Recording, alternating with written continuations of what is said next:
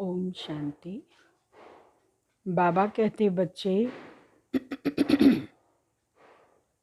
हम सब आत्माएं इस विचारधारा में रहती हैं कि भगवान कब आएंगे, किस रूप में आएंगे और आकर के हमको ज्ञान सुनाएंगे, हमारा जीवन परिवर्तन करेंगे, हमें मुक्ति और जीवन मुक्ति की प्राप्ति कराएंगे, साथ ले जाएंगे। ऐसे हम आत्माओं के निरंतर संकल्प चलते रहते हैं। तो परमात्मा तक ये संकल्प सूक्ष्म रूप में पहुंचते हैं और वो फिर इस सृष्टि पर अवतरित होते हैं एक साधारण तन का आधार लेकर, हम आत्माओं को ज्ञान सुनाने के लिए और आकर हमारे सभी प्रश्नों का हल सहज ही देते हैं। 20 तारीख की वाणी है। मीठे बच्चे, बाप आए हैं तुम्हें ऐसे श्रेष्ठ कर्म सिखलाने जिससे तुम 21 जन्म की बादशाही का वर्षा ले सको, अटल अखंड राज्य के मालिक बन सको। प्रश्न है, गृहस्थियों और सन्यासियों के किस एक सिद्धांत में बहुत बड़ा अंतर है? उत्तर, गृहस्थियों का सिद्धांत है कि भगवान जरूर किसी न किसी रूप में आएगा और सन्यासियों का सिद्धांत है कि ब्रह्म को याद करते करते ब्रह्म में लीन हो जाएंगे। अब बाप समझाते हैं, ब्रह्म में कोई लीन नहीं होता। आत्मा अमर है, वह लीन कैसे होगी? भगवान यदि आएगा तो ज़रूर टीचर बनकर शिक्षा देगा, प्रेरणा से तो ज्ञान नहीं देगा ना। गीत बजा है, तुम्हें पाके हमने जहाँ पा लिया है, जहाँ तो जहाँ आसमां पा लिया है। ओम शांति। मीठे मीठे रूहानी बच्चों ने यह गीत सुना। रूहानी बच्चे ही कहते हैं कि बाबा, बच्चे जानते हैं यह बेहद का बाप बेहद का सुख देने वाला है, अर्थात वह सभी का बाप है। उनको सभी बेहद के बच्चे आत्माएं याद करते हैं, किसी न किसी प्रकार से याद करते हैं, परंतु उनको पता नहीं है कि हमको उस परम पिता परमात्मा से कोई बादशाही लेनी है। तुम जानते हो, हमको जो बाप सतयुगी विश्व की बादशाही देते हैं वह अटल अखंड अडोल है। वह हमारी बादशाही 21 जन्म कायम रहती है। सारे विश्व पर हमारी राजाई रहती है, जिसको कोई छीन नहीं सकता, लूट नहीं सकता। हमारी राजाई है अडोल, क्योंकि वहाँ एक ही धर्म होता है, द्वैत है नहीं। वह है अद्वैत राज्य। बच्चे जब गीत सुनते हैं तो अपनी राजाई का नशा बुद्धि में आना चाहिए। ऐसे ऐसे गीत घर में रखने चाहिए जिससे बाप और वर्षे की झट याद आती है। बाप के याद की मस्ती के गीत होने चाहिए। तुम्हारा सब है गुप्त। बड़े आदमियों के तो बहुत ठाठ होते हैं, तुमको कोई ठाठ नहीं है। तुम देखते हो जिनमें बाबा ने प्रवेश किया है उनमें भी कोई ठाठ की बात नहीं है। कपड़े आदि सब वही हैं। तुम बुद्धि से समझते हो कि बाबा ने इनमें प्रवेश किया है हमको यह राज्य भाग देने के लिए। यह भी बच्चे जानते हैं कि सारी सृष्टि में इस समय जो भी मनुष्य मात्र हैं सब देह अभिमान में आकर अनराइटस काम करते हैं। इसीलिए बेसमझ कहा जाता है। सबकी बुद्धि को ताला लगा हुआ है। तुम कितने समझदार विश्व के मालिक थे। अभी माया ने बिल्कुल बेसमझ बना दिया है। जो कोई काम के नहीं रहे हैं। बाप के पास जाने के लिए यज्ञ तप बहुत करते हैं, परंतु मिलता कुछ भी नहीं। ऐसे ही धक्के खाते रहते हैं। परमात्मा को कोई भी जानते नहीं, सर्वव्यापी कह देते हैं। यह भी कितना रॉन्ग हो जाता है। पिता अक्षर बुद्धि में नहीं आता है, करके कोई कहते भी हैं, वह भी कहने मात्र। अगर परम पिता समझें तो बुद्धि एकदम चमक उठे। बाप स्वर्ग का वर्षा देते हैं, वह है हेवनली गॉड फादर। फिर हम कलयुगी नरक में क्यों पड़े हैं? अब हम मुक्ति, जीवन मुक्ति कैसे पा सकते हैं, यह किसकी बुद्धि में नहीं आता है। अभी तुमको समझ मिली है। बाबा ने हमको यह स्मृति दिलाई है, जब नई दुनिया, नया भारत था तो हमारा राज्य था। एक ही मत, एक ही भाषा, एक ही महाराजा महारानी थे। सतयुग में महाराजा महारानी, त्रेता में राजा रानी कहा जाता है। फिर द्वापर में वाम मार्ग शुरू होता है। फिर हर एक के कर्मों पर मदार है।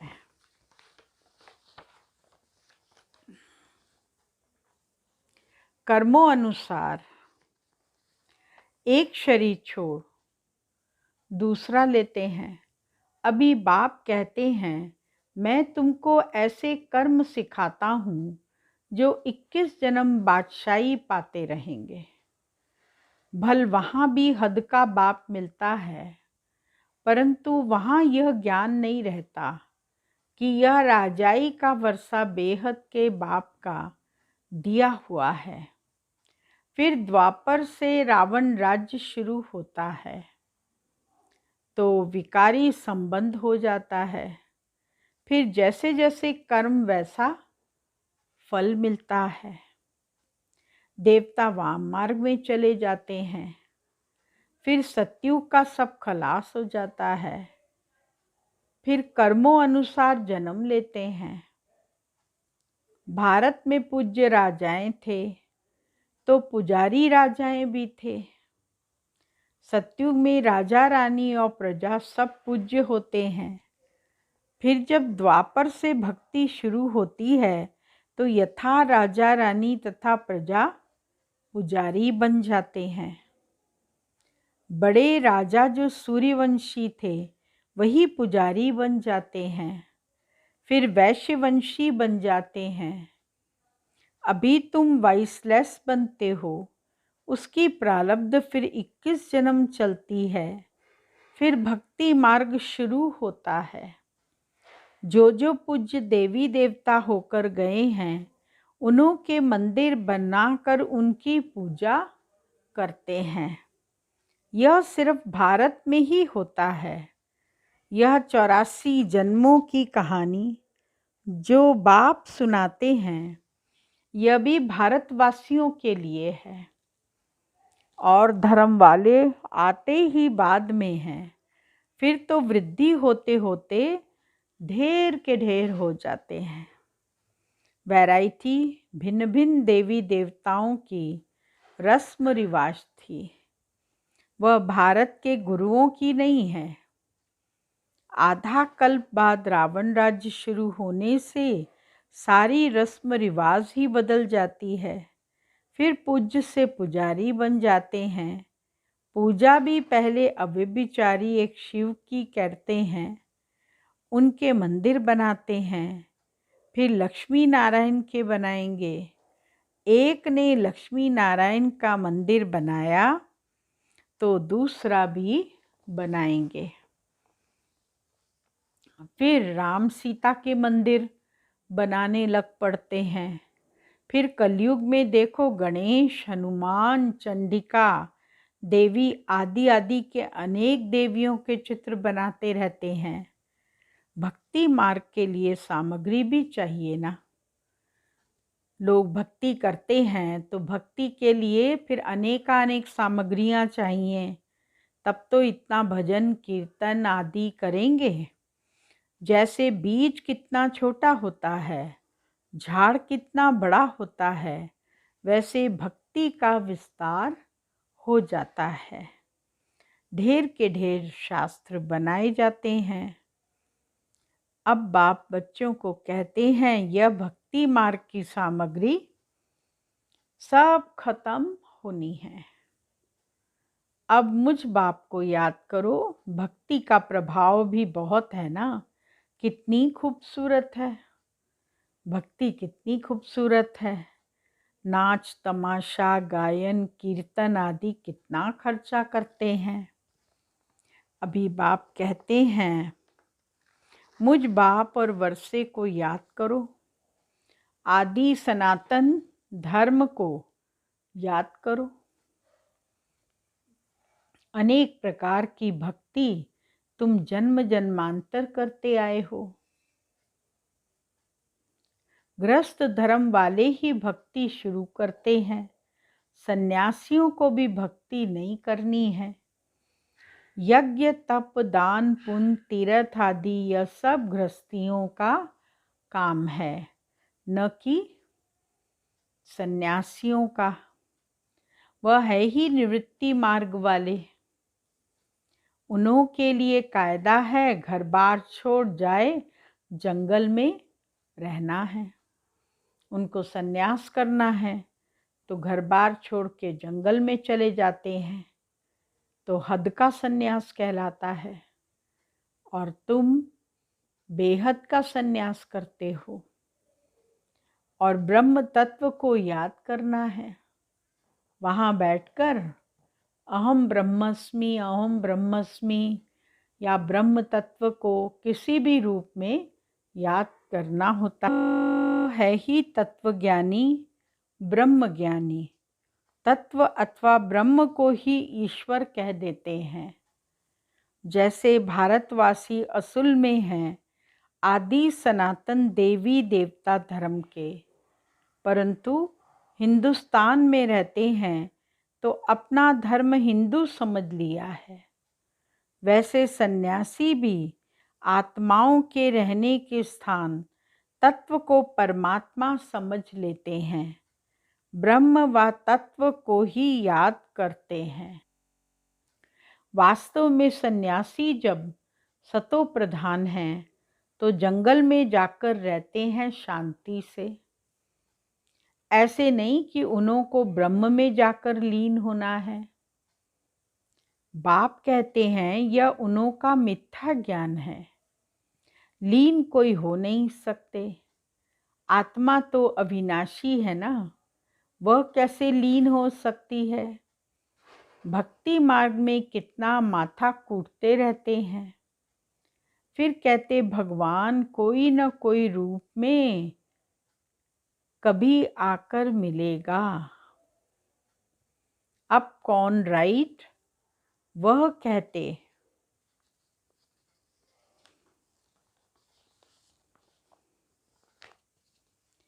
ब्रह्म से योग लगाकर ब्रह्म में लीन हो जाएंगे।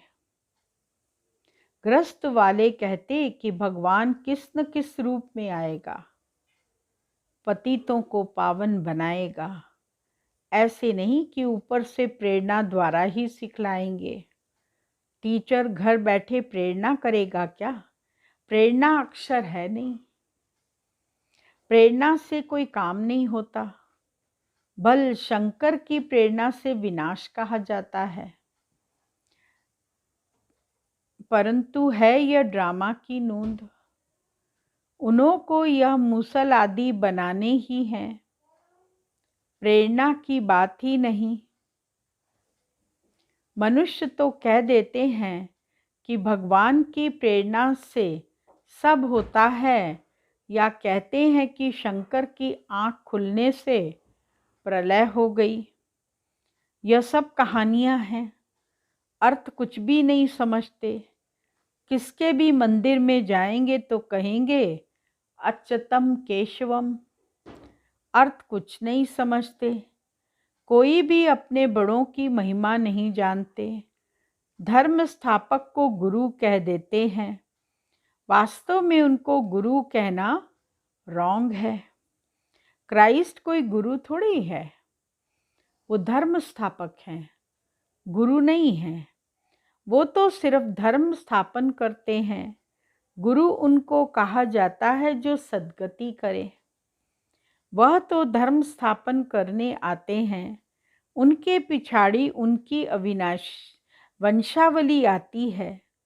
सद्गति तो किसकी करते ही नहीं, तो उनको गुरु कैसे कहेंगे? गुरु तो एक ही है जिसको सर्व का सद्गति दाता कहा जाता है। भगवान बाप ही आकर सर्व की सद्गति करते हैं, मुक्ति जीवन मुक्ति देते हैं। उनकी याद कभी किससे छूट नहीं सकती। मनुष्य हे भगवान हे ईश्वर कह एक बाप को ही याद करते हैं, क्योंकि वह है सर्व का सद्गति दाता। बाप समझाते हैं यह सारी रचना है, रचेता बाप में ही हूँ। सबको सुख देने वाला वर्षा देने वाला एक ही बाप ठहरा। भाई भाई को वर्षा दे नहीं सकते, वर्षा हमेशा बाप से मिलता है। मैं सभी बेहद के बच्चों को बेहद का वर्षा देता हूँ, इसीलिए ही मुझे याद करते हैं। हे परमात्मा क्षमा करो, समझते कुछ भी नहीं। बाबा कहते हैं मैं कोई इन्हों के पुकारने से नहीं आता हूँ, यह तो ड्रामा में बना हुआ है। ड्रामा में मेरे आने का पार्ट भी नुदा हुआ है। अनेक धर्म विनाश, एक धर्म की स्थापना व कलयुग का विनाश, सतयुग की स्थापना करनी होती है। मैं अपने समय पर आपे ही आता हूँ। यह भक्ति मार्ग का भी ड्रामा में पार्ट है। अब जब भक्ति मार्ग का पार्ट पूरा होता है तब आया हुआ हूँ। कल्प पहले भी बाबा आप ब्रह्मा तन में आए थे। यह ज्ञान अभी तुमको मिलता है, फिर कभी नहीं मिलेगा। यह है ज्ञान, वह है भक्ति। ज्ञान की प्रारब्ध है चढ़ती कला। कहा जाता है सेकंड में जीवन मुक्ति।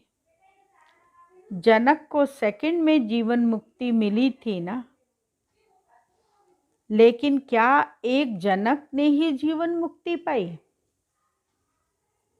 राजा जनक ने ही जीवन मुक्ति पाई।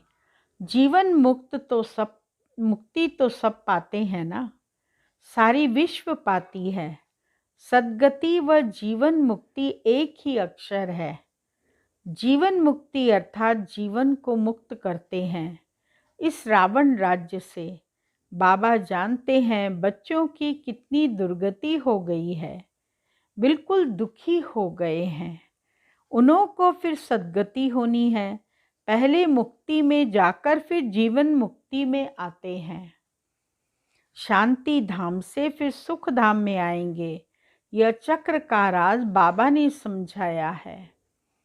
बाबा कहते हैं इस समय सारे सृष्टि का झाड़ जड़ जड़ीभूत तमो प्रधान हो गया है।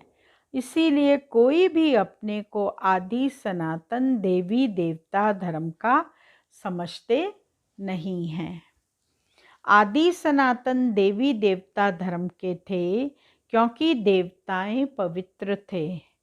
हम अपवित्र पतित अपने को देवता कैसे कहलाएं। इसीलिए कहा जाता है, इन विकारों को छोड़ते जाओ। यह विकार आदि आधा कल्प से रहे हैं। अब एक जन्म में इनको छोड़ना, इसमें मेहनत लगती है। विकारों को छोड़ने में मेहनत लगती है। मेहनत के बिगर तो कुछ भी नहीं कार्य कर सकते। विश्व का मालिक बनना है तो भी मेहनत लगेगी। मेहनत बिगर थोड़ी विश्व का मालिक बनेंगे।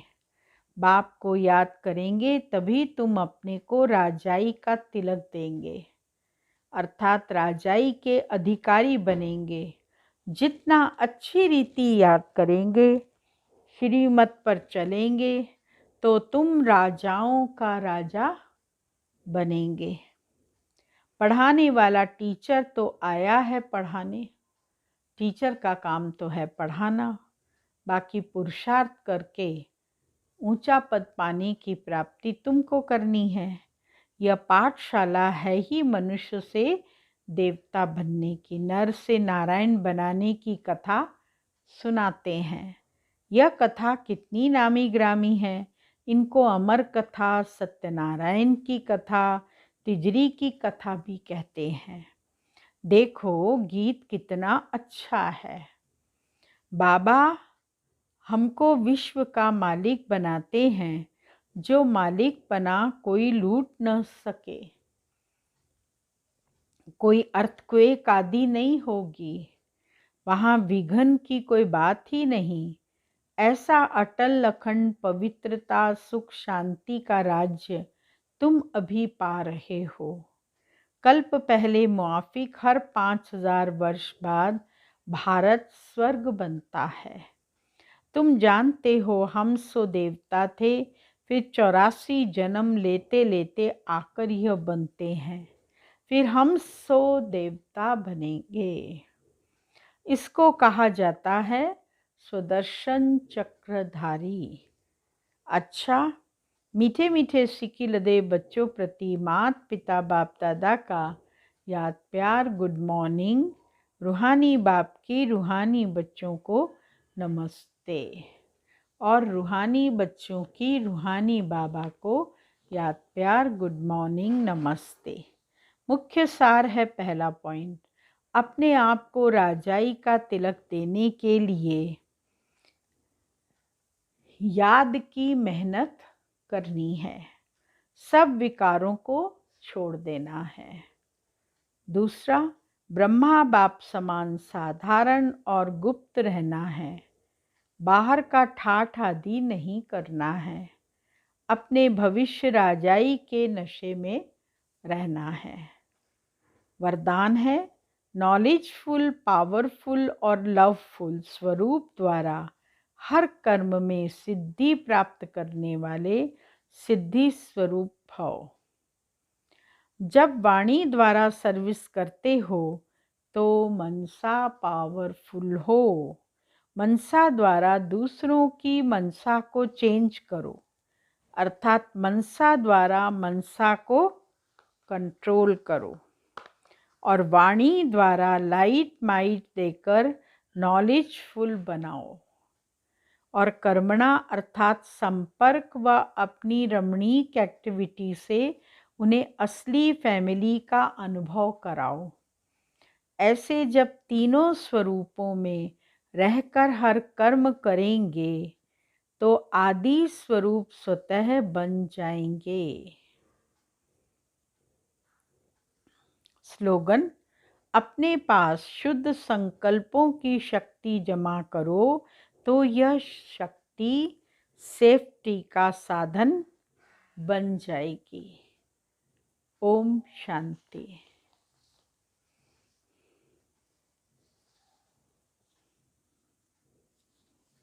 अव्यक्ति इशारे का आज का पॉइंट है,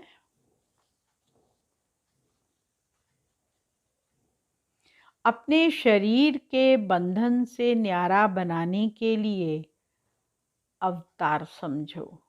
अवतार हूँ इस स्मृति में रह, शरीर का आधार ले कर्म करो। कर्म के बंधन में नहीं बंधो, देह में होते भी विधेयी अवस्था का अनुभव करो। ओम शांति।